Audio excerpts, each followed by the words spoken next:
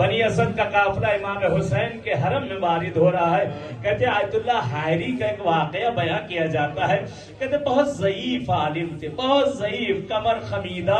کہتے ہیں چند لوگ پکڑا کر روز عاشورہ کہتے باب القبلہ امام حسین پر لے کر آئے آیت اللہ حائری کو.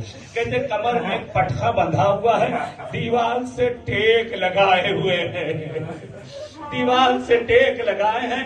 چند لوگ اس طرف سے پکڑے ہیں، چند لوگ اس طرف سے پکڑے ہیں. کہتے ایک مرتبہ آیت اللہ حائری جو چلنے سے محتاج تھے، بہت دھیرے دھیرے چلا کرتے تھے. کہتے نقل کیا جاتا ہے ایک بارگی لوگوں نے دیکھا امامہ سر سے زمین پر پھینک دیا، نالین چھوڑی، ابا زمین پر ڈال دی. کہتے تیزی تیزی دوڑنا شروع کر دیا. کہتے ہیں سارا مجمع ساتھ ساتھ ہے، سارا مجمع ساتھ ساتھ ہے. کہتے سانسیں پھول رہی ہیں، سانسیں اکھڑ رہی ہیں.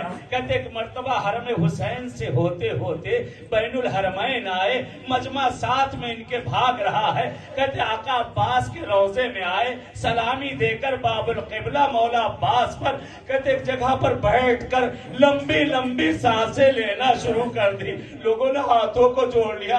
آغا آپ تو چل نہیں پا رہے تھے، آپ نے کیوں زحمت کی، کیوں آپ بھی ان کے ساتھ دوڑنے لگے؟ کہتے عجیب جملہ کہا. کہتے ہیں ارے میں کیسے اپنے قدموں کو روک لیتا جب میرے زمانے کا ایمان، جب میرے زمانے کا امام ان کے ساتھ بھاگ جا رہا تھا.